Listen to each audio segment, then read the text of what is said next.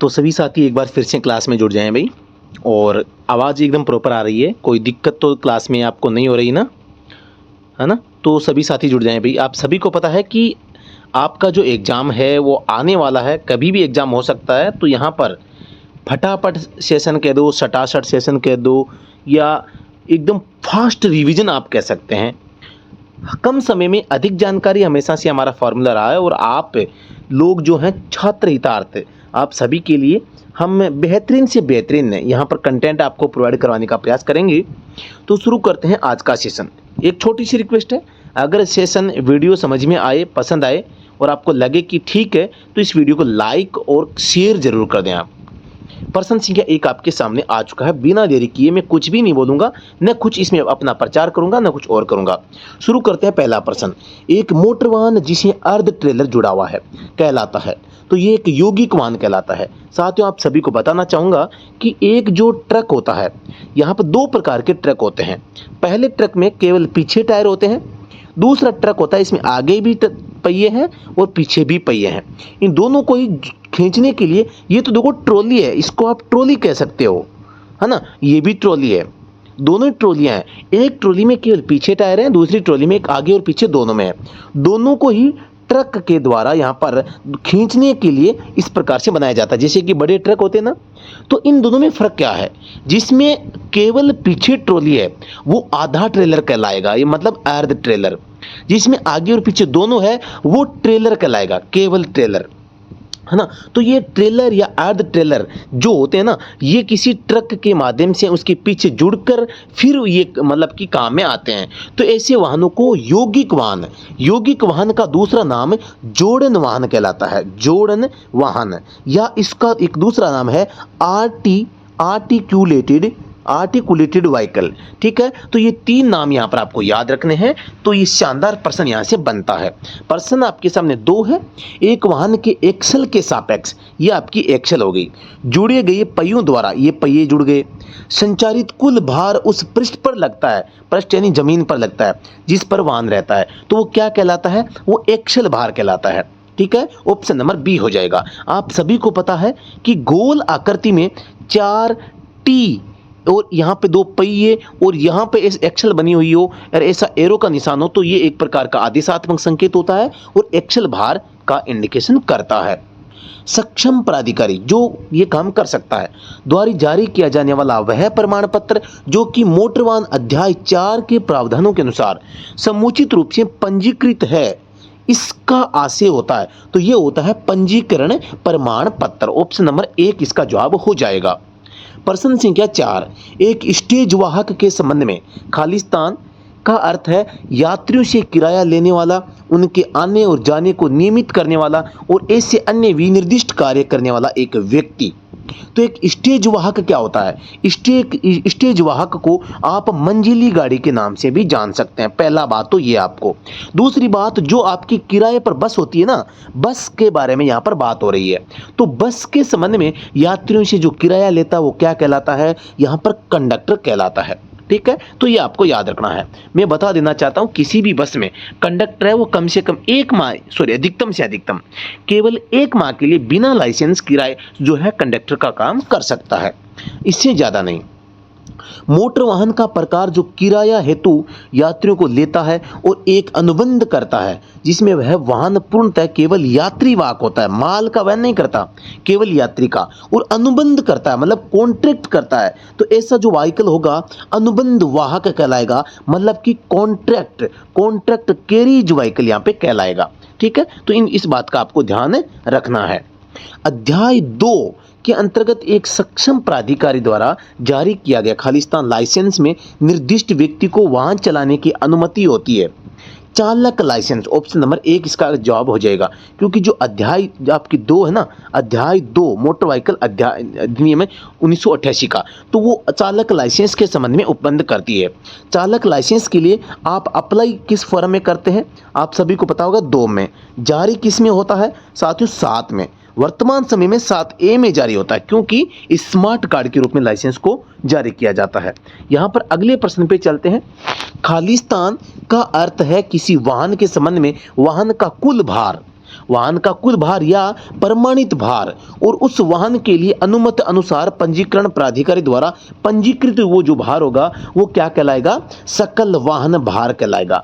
मतलब कि सकल वाहन भार क्या होता है, छोटे वाहनों के मामले में वाहन का या तो कुल भार होगा या उसका प्रमाणित भार होगा या उस वाहन के लिए अनुमति अनुसार पंजीकरण प्राधिकारी जितना वाहन के लिए वजन प्राधिकृत करता है वो वजन होगा, तो वो सकल वाहन भार कहलाता है। Gross vehicle weight, gross vehicle weight यानी कि GVW कहलाता है। ऑप्शन नंबर डी हो जाएगा। GVW की फुल फॉर्म भी पूछ ली जाती है। खालिस्तान का अर्थ एक परिवहन वाहन या ओमनी बस जिनमें से किसी का भी सकल भार या एक मोटर कार या ट्रैक्टर या रोड रोलर जिसमें से किसी का भी बिना लदान का भार 7500 किलोग्राम से अधिक न हो तो वो एक हल्का मोटर यान कहलाता है। यहाँ पर आपको एक चीज़ ध्यान देनी है, देखो इसमें लिखा क्या है, इस बात को अगर आपने ध्यान से देख लिया, यानी कि अब आप पूछते हैं ना कि कौन सी गाड़ी का तो ये जो 7500 किलोग्राम वजन होता है, कौन सी गाड़ी का तो खाली वजन होगा, कौन सी का भरा वजन होगा, ये आपसे पूछे तो यहाँ पर देखो एक परिवहन वाहन या ओमनी बस जिनमें से किसी का भी सकल भार यानी ग्रोस व्हीकल वेट, या देखो परिवहन गाड़ी है या ओमनी बस है तो उसका तो आपको GVW वेट देखना है, GVW वेट देखना है। या देख के यहाँ लिखा है एक मोटर कार ट्रैक्टर या रोड रोलर जिसमें से भी किसी का भी बिना लदान, अगर भी आप अगर ये भार कार का देखते हैं, ट्रैक्टर का देखते हैं, रोड रोलर का देखते हैं तो एक वो खाली का वजन होगा, कार का खाली वजन यहाँ पे 7500 किलोग्राम होगा, ठीक है। और यहाँ पर परिवहन वाहन जो होगा या ओमनी बस जो होगी इसका सकल भार होगा। सकल भार का मतलब है जो अधिकतम भार या जो प्रमाणित भार जो कि उसके लिए अधिकृत किया गया है, अनुमत किया गया है, वो भार होगा। यानी कि ट्रांसपोर्ट व्हीकल के लिए तो उसका सारा भार होगा, भरा हुआ कुल भार होगा, और जो छोटी गाड़ियां हैं उनका खाली भार होगा, ठीक है ना, समझ पा रहे हैं ना, ये बात होती है। इनमें ये फर्क होता है छोटी गाड़ियों में और बड़ी गाड़ियों में कि भाई ये 7500 किलोग्राम जो वजन होगा वो कैसे इसकी काउंटिंग की जाएगी। तो ये हल्का मोटर वाहन समझ में आया नहीं आया भाई, ये बताओ। ये पर्सन खुद समझा के गया है कि भाई आप छोटी गाड़ियों का वजन कैसे देखोगे, बड़ी गाड़ियों का, परिवहन गाड़ियों का कैसे देखोगे, ठीक है ना। समझ में आया नहीं आया आप कमेंट सेक्शन में बताएं भाई। किसी शारीरिक दोष या दिव्यांगता से पीड़ित व्यक्ति हेतु विशेष रूप से डिजाइन किए गए और बनाए गए वाहन जो मात्र अनुकूलित न हो और केवल उन्हीं के द्वारा या उनके हेतु प्रयोग किए जाते हों क्या कहलाते हैं, आप सभी को पता है, अवैध वाहक या अनुकूलित यान। अब मैंने या लगा के एक नया शब्द जोड़ा है, ये क्योंकि पहले का प्रश्न एग्जाम में आया हुआ है, तो यहाँ पर पहले इनवैलिड व्हीकल यहाँ पे कहा जाता था, यानी कि अमान्य या अविधिमान्य वाहन कहलाता था। लेकिन 2019 में जब संशोधन हुआ ना तो इस शब्द को यहाँ पर हटा दिया गया है, इस शब्द को क्या कर दिया गया है, हटा दिया गया है, नया शब्द जोड़ दिया गया है अनुकूलित यान, ठीक है। तो यहाँ पर इन चीज़ों को थोड़ा सा आपको ध्यान से देखना है, यानी कि रूपांतरित यान या अनुकूलित यान, ठीक है। अगले प्रश्न पे ले चलते हैं आपको। कोई सामान वाहक यानी कि मालवाहक जिसका सकल भार, जिसका मतलब कि एक जो सामान वाहक होगा उसका सकल भार यानी कि वाहन माल से भरा हुआ वजन, सकल भार, या एक ट्रैक्टर या एक रोड रोलर जिनमें से किसी का भी बिना लदान भार 12000 किलोग्राम से अगर अधिक होगा तो वह क्या होगा, यहाँ पर भारी माल वाहन यहाँ पर कहलाएगा, ठीक है। तो ऑप्शन नंबर सी इसका जवाब हो जाएगा। प्रश्न संख्या यहाँ पर 11 आपके सामने है, प्रश्न को ध्यान से पढ़ें। कोई मोटर वाहन में जो 6 से अधिक परंतु चालक के अतिरिक्त 12 से अधिक यात्रियों के लिए न हो या किराया या रिवार्ड हेतु यात्रियों को ले जाने के लिए बनाया या अनुकूलित किया जाता है, तो यहाँ पर आपको पता है 6 से 12 प्लस ड्राइवर यहाँ पर किस में होता है, एक तो मोटर कैब होती है, एक मैक्सी कैब होती है। मैक्सी नाम से पता चल रहा है, मैक्सी यानी मैक्सिमम वाला, जो मोटर कैब होती है ना उसमें तो 6 प्लस ड्राइवर होता है, ठीक है। और यहाँ पर मैक्सी कैब में 6 से 12 और ड्राइवर, ऑप्शन नंबर बी हो जाएगा मैक्सी कैब, ठीक है, जो कि किराया या रिवॉर्ड के लिए चलती है। एक मोटर वाहन जो चालक के अतिरिक्त 6 से अधिक व्यक्तियों को ले जाने के लिए बनाया या अनुकूलित किया जाता है और जो मालिक की ओर से किराया या रिवॉर्ड के अतिरिक्त उसके व्यापार या कारोबार से संबंधित व्यक्तियों को लाने ले जाने में प्रयुक्त किया जाता है। किसका, मालिक की ओर से किराया या रिवॉर्ड के अतिरिक्त, मतलब किराया पर नहीं ले जा सकते और रिवॉर्ड के भी लिए भी नहीं ले जा सकते, इनके अतिरिक्त कामों में लेते हैं। तो ऐसा जो काम होगा, ऐसा जो व्हीकल होगा वो क्या कहलाएगा? निजी सेवा वाहन, यानी कि प्राइवेट सर्विस व्हीकल, PSV कहलाएगा। ठीक है, इनका प्रयोग सार्वजनिक रूप से आप नहीं कर सकते। आप समझ गए होंगे। प्रश्न 13, एक वाहन जो यांत्रिक रूप से प्रणोदित न हो, ट्रेलर के अतिरिक्त, जो एक मोटर वाहन जो इससे जुड़े हुए होता है और जो इस प्रकार बना होता है कि एक भाग अतिव्यापित होता है और भार का एक भाग मोटर द्वारा वहन किया जाता है। यानी कि कहने का तात्पर्य है, यानी कि एक ऐसा व्हीकल जो एक तो आगे से, यहाँ ये तो इंजन से चलता है, ये तो इंजन से चलता है, इसके साथ एक ऐसा और भाग जोड़ा गया है जो कि खींचने के लिए प्रणोदित न हो, मतलब कि उसके अंदर यांत्रिक शक्ति न हो ट्रेलर के अतिरिक्त। अब ट्रेलर वो हो नहीं सकता। पहली बात तो ये ध्यान से समझना है, यानी कि एक ऐसा वाहन है जो प्रणोदित न हो, मतलब जिसमें इंजन नहीं है, मतलब कोई ट्रॉली होगी। अब इसमें दे दिया कि ट्रेलर के अतिरिक्त है, तो फिर तो अर्ध ट्रेलर बचा। भी दो ही तो होते हैं ना, एक तो ट्रेलर होता है, एक अर्ध ट्रेलर होता है, ये दो ही तो होते हैं जिनमें प्रणोदित शक्ति नहीं होती। तो यहाँ पर ट्रेलर तो छोड़ दिया इन्होंने कि ट्रेलर तो लेना नहीं है। तो जहाँ पर इंजन नहीं होगा तो दो ही चीज होगी, अर्ध ट्रेलर और ट्रेलर। तो यहाँ पर ट्रेलर को छोड़ दिया, इसलिए अर्ध ट्रेलर यहाँ पर राइट आंसर हो जाएगा, क्योंकि अर्ध ट्रेलर के पास में भी इंजन नहीं होता है और इसको खींचने के लिए बनाया जाता है। समझ आ रहा है ना। प्रश्न 14, एक अनुबंध वाहक यानी कॉन्ट्रैक्ट कैरिज जो ऐसी विनिर्दिष्टताओं के अनुसार बनाया या अनुकूलित या सुसज्जित या अनुरक्षित किया जाता है, तो वो क्या कहलाता है? एक पर्यटक वाहन कहलाता है। यानी एक अनुबंध वाहक होता है जो निश्चित नियमों के अधीन उसको तैयार किया जाता है, सजाया जाता है, अनुकूल किया जाता है, सुसज्जित या अनुरक्षित किया जाता है, रक्षित किया जाता है, तो एक पर्यटक वाहन होता है। पर्यटक वाहन के लिए दोस्तों, अगर आपकी मैक्सी कैब गाड़ी है, मैक्सी कैब गाड़ी है तो परमिट 9 साल पुराने होने तक दिया जा सकता है। अगर अदर गाड़ी है तो केवल 8 साल तक परमिट पर्यटक के रूप में दिया जा सकता है। एक अर्ध ट्रेलर और साइड कार के अतिरिक्त कोई वाहन जो एक मोटर वाहन द्वारा खींचा या खींचने के लिए अभिप्रेत होती है वह कहलाती है। अब देखो इसमें क्या कहा है, एक अर्ध ट्रेलर और साइड कार के अतिरिक्त, मतलब अर्ध ट्रेलर नहीं है और उसको खींचने के लिए बनाया गया है। अब बताओ क्या होगा?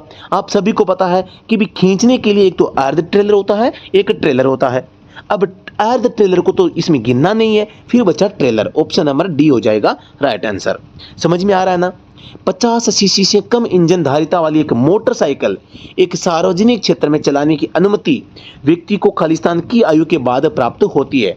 50 सीसी से कम, सीसी कम की बात आ जाए या बिना गियर की बात आ जाए, बिना गियर वाली मोटरसाइकिल की बात आ जाए तो 16 वर्ष पर आप टिक यहाँ पर कर सकते हैं। ठीक है, तो यहाँ पर ध्यान देना। एलएमवी गाड़ियों के लिए 18 वर्ष, कॉमर्शियल व्हीकल के लिए 20 और ज्वलनशील या जो मतलब कि जहरीले पदार्थों के वहन के लिए यहाँ पर 21 साल की उम्र की आवश्यकता होती है। आप सभी को पता होगा मोटर वाहन अधिनियम की जो धारा 4 है, इसमें एज लिमिट के बारे में लिखा गया है। प्रश्न संख्या 17, धारा 18 के प्रावधानों के अधीन, धारा 18 के प्रावधानों के अधीन एक व्यक्ति को एक परिवहन वाहन किसी भी सार्वजनिक स्थान में खालिस्तान की आयु प्राप्त करने के बाद चलाना चाहिए।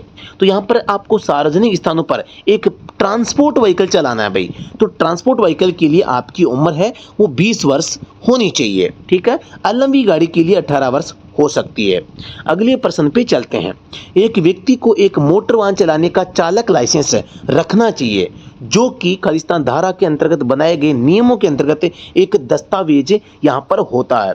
तो यहाँ पर आपको ध्यान देना है, एक व्यक्ति जो एक मोटर कार चलाने का चालक लाइसेंस रखना चाहिए जो धारा के अंतर्गत बनाए गए नियमों के अंदर होता है। तो ये धारा कौन सी है? धारा 139 है। ये जो ये कहती है कि जब आप कोई भी गाड़ी चलाते हैं तो उस गाड़ी को चलाने के लिए आपके पास में लाइसेंस होना चाहिए।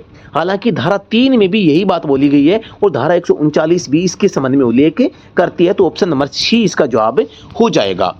किसी व्यक्ति को एक परिवहन वाहन चलाने का अध्येता लाइसेंस तब तक नहीं दिया जा सकता। कौन सा व्हीकल? ट्रांसपोर्ट व्हीकल चलाने का यानी लाइसेंस तब तक नहीं दिया जाएगा जब तक उसके पास कम से कम क्या ना हो, एक हल्का मोटर वाहन चलाने का चालक लाइसेंस ना हो। कितना पुराना? 1 वर्ष, 2 वर्ष, 5 वर्ष, 10 वर्ष। तो ये बात आपको सभी को पता होगा कि मोटर वाहन की अधिनियम की जो धारा 7 है, ये कुछ स्थितियों में लाइसेंस जारी करने पर निर्बंधन लगाती है या प्रतिबंध लगाती है। ये प्रतिबंध किस कारण से लगाती है कि या तो आपकी उम्र पूरी ना हो, या आपके पास में भी एचएमवी बनाने के लिए एलएमवी का एक्सपीरियंस ना हो। तो इस प्रकार से यहाँ पर 1 वर्ष का अनुभव कम से कम आपको चाहिए होगा। यानी कि आप अगर एचएमवी लाइसेंस बनवाते हैं जिसका वर्तमान नाम ट्रांस कर दिया गया है, तो इसके लिए आपको एलएमवी लाइसेंस चाहिए, वो भी 1 साल पुराना, प्लस आपकी एज कितनी चाहिए? 20 वर्ष एज आपकी चाहिए होती है। ऑप्शन नंबर 1 इसका राइट आंसर हो जाएगा। किराए या रिवॉर्ड हेतु यात्रियों को लाने ले जाने के लिए प्रयुक्त या अनुकूलित कोई मोटर वाहन है तो वो यहाँ पर क्या कहलाएगा? अब देखो यहाँ पर नाम आया है किराए पर या रिवॉर्ड के लिए, दोनों के लिए। 1 मिनट। किराए के लिए भी है, रिवॉर्ड के लिए हेतु यात्रियों को लाने ले जाने के लिए प्रयुक्त या अनुकूलित कोई मोटर वाहन है, किराए पर चलता है, तो उसको क्या कहोगे भाई? यहाँ पर्यटक वाहन तो कहोगे नहीं, क्योंकि अलग रूप से सुसज्जित, अनुकूलित या जो है उसको बदलाव उसमें नहीं किया गया है। अनुबंध यानी कॉन्ट्रैक्ट का इसमें नाम नहीं है। निजी सेवा यानी पर्सनल यूज यहाँ पे इसमें लिखा नहीं गया, व्यापार या किसी मालिक के द्वारा भी ऐसी चीज इसमें है नहीं, तो ये भी नहीं होगा। सार्वजनिक सेवा वाहन, पब्लिक सर्विस व्हीकल, यहाँ पर इसका जवाब हो जाएगा ऑप्शन नंबर डी। यानी कि यहाँ पर किराया और रिवॉर्ड के जो काम आता है वो पब्लिक सर्विस व्हीकल कहलाता है। पूर्ण यात्रा अथवा यात्रा के चरणों हेतु चालक के अतिरिक्त 6 यात्रियों के लाने ले जाने के लिए किराए या रिवॉर्ड के लिए बनाया गया एक मोटर वाहन जिसमें व्यक्ति के यात्रियों द्वारा अलग अलग किराया दिया जाता है। अलग अलग किराए की बात आ जाए ना, तो यहाँ पर स्टेज वाहक हो जाएगा। इसको हिंदी में मंजिली गाड़ी के नाम से भी जान सकते हैं, मंजिली गाड़ी, ठीक है। स्टेज जो है व्हीकल भी इसको कहा जाता है, स्टेज, STAGE, स्टेज व्हीकल, ठीक है। तो ये आपको थोड़ा सा ध्यान यहाँ पर रखना है। 22 नंबर है सड़क परिवहन कॉरपोरेशन अधिनियम, खालिस्तान की धारा 3 के अंतर्गत सड़क परिवहन कॉरपोरेशन की स्थापना की गई है। सड़क परिवहन कॉरपोरेशन की जो अधिनियम की जो स्थापना है ना, यहाँ पर 1950 का अधिनियम है, और उसकी जो 64 की अधिनियम, इसका जो नियम 64 है ना, 1950 का 64 की धारा 3 के अंतर्गत जो सड़क परिवहन कॉरपोरेशन अधिनियम की स्थापना की गई है। ऑप्शन नंबर सी हो जाएगा। प्रश्न 23 है एक सार्वजनिक सेवा वाहन, एक मालवाहक शैक्षणिक संस्थान बस या एक निजी सेवा वाहन का अर्थ क्या होता है? तो यहाँ पर देखो, एक सार्वजनिक सेवा वाहन है, एक मालवाहक है, शैक्षणिक है, निजी सेवा है, इन सभी में क्या है, कम से कम इनका ट्रांसपोर्टेशन के लिए यूज किया जा रहा है या कहीं ना कहीं बिजनेस के पर्पज से इनका यूज किया जा रहा है। तो ये एक प्रकार से क्या हो जाएंगे, परिवहन वाहन हो जाएंगे। क्यों? सभी को पता है पर्यटक वाहन तो एक अनुकूलित, सुसज्जित, विशिष्टताओं से परिपक्व होता है, और एक स्टेज वाहक अलग अलग किराया लेता है, अनुबंध वाहक एक कॉन्ट्रैक्ट करता है। तो फिर बचा ये सभी वाहन कौन से होते हैं? परिवहन वाहन होता है। प्रश्न 24 है कार्य के दौरान वाहन या ट्रेलर के साथ सभी उपकरण सहित एक वाहन या ट्रेलर का भार परंतु एक चालक या परिचालक के भार को घटाकर क्या कहलाता है? वाहन बिना लदान का भार कहलाता है। यानी कार्य के दौरान वाहन या ट्रेलर के साथ सभी उपकरण सहित, यानी एक कोई व्हीकल होगा जिसके साथ उपकरण तो होंगे लेकिन चालक और परिचालक यानी कंडक्टर और ड्राइवर का वजन इसमें शामिल नहीं होगा। तो ऐसा जो वजन होता है यहाँ पर क्या कहलाता है? बिना लदान का भार, मतलब खाली वजन। प्रश्न संख्या 25, खालिस्तान की आयु से कम का कोई व्यक्ति एक मोटर वाहन नहीं चला सकता। देखो, या तो मोटर वाहन शब्द आ जाए या मोटर कार शब्द आ जाए, मोटर कार, इन दोनों ही शब्दों में आपको यहाँ पर 18 वर्ष पर टिक करना है। जब तक 16 वर्ष नहीं करना, जब तक बिना गियर की मोटरसाइकिल का नाम, बिना गियर मोटरसाइकिल का नाम या 50 सीसी से कम का नाम न आए, तब तक आपको 16 वर्ष पर नहीं जाना है। प्रश्न संख्या 26, ये एक संकेत है गोल आकृति में और ये आपकी लेफ्ट साइड में जा रहा है, तो ये क्या इंडिकेट कर रहा है? अनिवार्य बायां मोड़। एक होता है ऐसे करके ऐसा संकेत, इसी प्रकार से, तो वो आगे जाकर बाएं मोड़, आगे जाकर अनिवार्य बायां मोड़ का होता है। प्रश्न 27 है, इसमें हॉर्न बनाया है, ब्लू सर्कल में है, मतलब कि हॉर्न बजाना अनिवार्य है। तो यहाँ पर अनिवार्य ध्वनि सहित हॉर्न, ऑप्शन बी हो जाएगा। प्रश्न संख्या 28 है, चित्र में बैरियर दिखाई दे रहा है, मतलब कि आगे क्या है? बाधा है या बैरियर है। प्रश्न संख्या 29, इसमें आपको एक रोड दिखाई दे रही होगी और इसके साइड में भी रोड है, तो मतलब कि क्या है, ये राइट साइड में है पहली बात, तो इसका जवाब हो जाएगा बगल में राइट में सड़क है। प्रश्न संख्या 30 है, एक त्रिभुज है जिसमें क्रॉस है मतलब कि चौराया है, मतलब कि यहाँ पर क्या हो जाएगा, काट सड़क को चौराहे के नाम से जाना जाता है, क्या, चौराया, ठीक है ना। तो इस प्रकार से ये एक प्रकार का चेतावनी संकेत है। तो टोटल यहाँ पर दोस्तों आज के इस सेशन में हमने 30 प्रश्न हल करने का प्रयास किया है और ये सभी जो प्रश्न आप सभी को समझ में आए होंगे और काफ़ी अच्छे लगे होंगे और आपकी तैयारी को 4 चांद यहाँ पर ये प्रश्न लगा रहे होंगे, मैं उम्मीद करता हूँ। अगर ये सेशन समझ में आया है तो इस वीडियो को लाइक शेयर और कमेंट कर सकते हैं। और साथ ही मैं बताना चाहूँगा, आप सभी को मैं नहीं बताऊंगा कि हमारा जो स्टडीटूम ऐप है ना, इसके ऊपर ऑनलाइन कोर्स चल रहा है और आप इस क्लास की पीडीएफ हमारा जो टेलीग्राम चैनल है वहां से ज्वाइन कर सकते हैं, ये मैं नहीं बताऊंगा, ठीक है। तो इसके बारे में हमारा ऑनलाइन कोर्स है, ई बुक है, टेस्ट सीरीज है, इनके बारे में मैं आज आपको कुछ भी नहीं बताऊंगा। तो साथियों धन्यवाद। किसी भी प्रकार की सहायता के लिए आप व्हाट्सएप पर मैसेज कर सकते हैं, ये भी नहीं बताऊंगा, ठीक है। मैं मजे ले रहा हूँ भाई, ठीक है। धन्यवाद साथियों।